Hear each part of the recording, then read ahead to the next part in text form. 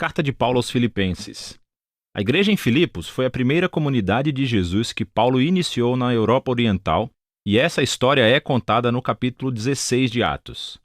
Filipos era uma colônia romana da antiga Macedônia. Estava cheia de soldados aposentados e era conhecido por seu nacionalismo patriótico.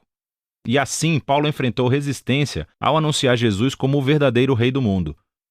E depois que Paulo partiu, aqueles que se tornaram seguidores de Jesus continuaram a sofrer resistência e até perseguição. Mas eles permaneceram uma comunidade vibrante, fiel aos ensinamentos de Jesus. Paulo enviou essa carta de uma de suas muitas prisões e por uma razão muito prática. Os filipenses enviaram um dos seus membros, Epafrodito, para levar um presente financeiro a Paulo para apoiá-lo na prisão. E Paulo enviou essa carta a Epafrodito para agradecer e fazer muito mais. O conceito dessa carta não desenvolve uma única ideia do começo ao fim, como muitas outras cartas de Paulo. Em vez disso, Paulo organizou uma série de ensaios ou vinhetas curtas e reflexivas.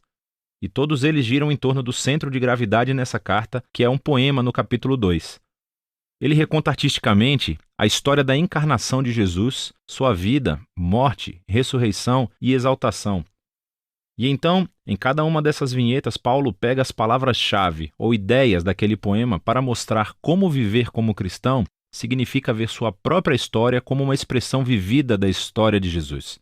Então, Paulo abre a carta com uma oração de gratidão e agradece a Deus pela generosidade dos filipenses por sua fidelidade. E ele expressa sua confiança de que a obra transformadora da vida que Deus começou neles continuará em expressões maiores e mais belas de fidelidade e amor. E Paulo então se concentra em sua preocupação óbvia no momento, que é o seu status na prisão. Estar em uma prisão romana não era um piquenique, mas, paradoxalmente, acabou sendo bom para avançar as boas novas sobre Jesus.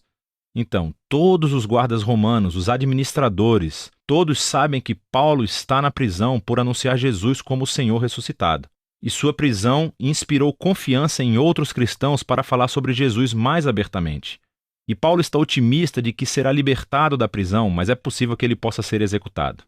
E ao refletir a respeito, isso realmente não seria tão ruim, pois, para mim, diz Paulo, a vida é o Messias, e assim morrer seria um ganho. Para Paulo, sua vida no presente e no futuro é definida pela vida e amor de Jesus por ele. E então, se ele for executado, isso significa que ele estará presente com Jesus, o que seria ótimo para ele. E se ele for libertado, isso significaria que ele poderia continuar trabalhando para iniciar mais comunidades de Jesus, o que seria melhor para as outras pessoas. E é isso que ele espera. E observe como sua linha de pensamento funciona aqui. Morrer por Jesus não é o verdadeiro sacrifício para Paulo, mas sim permanecer vivo para servir aos outros. E assim é a maneira de Paulo participar da história de Jesus, sofrer para amar os outros mais do que a si mesmo. Paulo então se volta para os filipenses e pede que participem do exemplo de Jesus, adotando essa mesma mentalidade. Ele diz que a sua vida como cidadãos deve ser coerente com as boas novas sobre o Messias.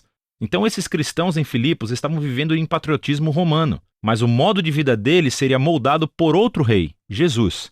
E isso pode trazer perseguição, mas eles não devem ter medo, porque sofrer por estarem associados a Jesus é uma maneira de viver a história do próprio Jesus. O que leva Paulo ao grande poema do capítulo 2. Ele é rico em ecos do texto do Antigo Testamento. Especificamente, a história de Adão e sua rebelião em Gênesis 1 a 3 e os poemas sobre o servo sofredor no livro de Isaías. Vale a pena memorizar este poema. É uma versão maravilhosamente condensada da história do Evangelho. Então, antes de se tornar humano, o Messias pré-existia em um estado de glória e igualdade com Deus. E, ao contrário de Adão, que tentou aproveitar a igualdade com Deus, o Messias optou por não explorar seu status para vantagem pessoal. Em vez disso, ele se esvaziou de status. Ele se tornou humano. Ele se tornou um servo para todos e, mais do que isso, permitiu-se ser humilhado. Ele foi obediente ao Pai, indo para a morte em uma fileira de execução romana. Mas através do poder e da graça de Deus, a morte vergonhosa do Messias foi revertida através da ressurreição.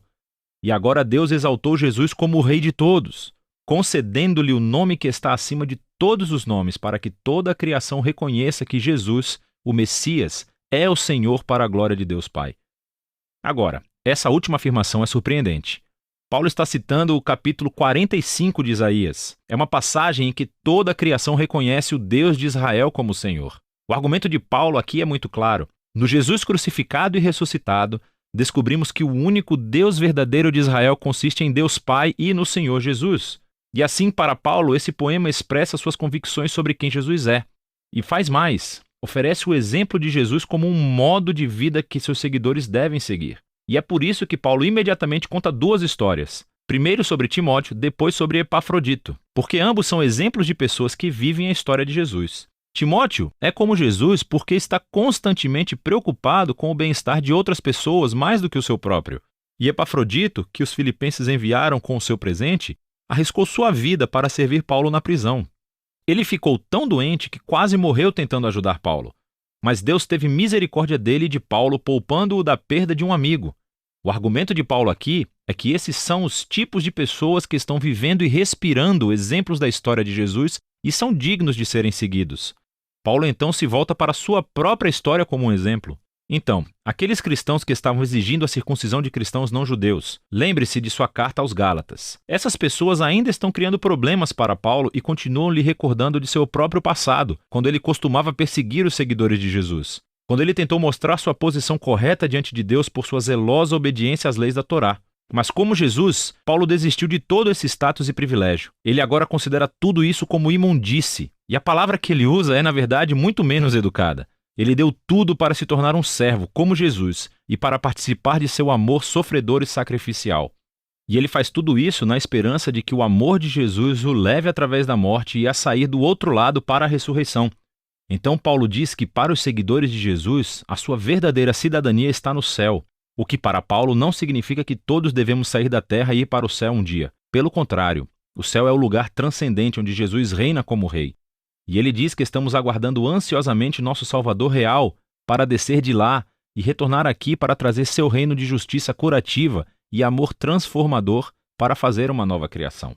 Paulo então desafia os filipenses a continuarem vivendo a história de Jesus. Ele primeiro se dirige a duas mulheres líderes proeminentes da igreja que trabalham ao lado de Paulo, e elas estão em algum tipo de conflito, e por isso Paulo pede a elas que sigam o exemplo de humildade de Jesus, reconciliem-se e se tornem unidas. Paulo então insta os filipenses a não cederem ao medo, apesar de sua perseguição, para depositar toda a sua emoção e suas necessidades em Deus, que lhes dará paz. E essa paz, diz Paulo, vem concentrando seus pensamentos no que é bom, verdadeiro e amável. Há sempre algo a reclamar, mas um seguidor de Jesus sabe que toda a vida é um dom e pode escolher ver beleza e graça em qualquer circunstância da vida, o que leva Paulo à sua conclusão. Ele novamente agradece os filipenses por seu presente sacrificial, e ele quer que eles saibam que as suas prisões e tempos de pobreza não são dificuldades. Elas realmente se tornaram seus maiores professores, mostrando que, independentemente das circunstâncias, ele aprendeu o segredo da felicidade. É a simples dependência de quem o fortalece. Paulo passou a ver seu próprio sofrimento como participação na história de Jesus. A carta aos Filipenses nos dá uma janela única para o coração e a mente de Paulo. Ele viu toda a sua vida como uma reconstituição da história de Jesus. E é possível sentir sua estreita conexão com Jesus nessa carta. Sua consciência de que o amor e a presença de Jesus são mais próximos do que a sua própria pele. E foi isso que lhe deu esperança e humildade em suas horas mais sombrias. E assim, Paulo nos mostra que conhecer Jesus é sempre um encontro transformador, profundamente pessoal. E esse é o tipo de Jesus que Paulo convida os outros a seguirem. E é disso que se trata a carta de Paulo aos Filipenses.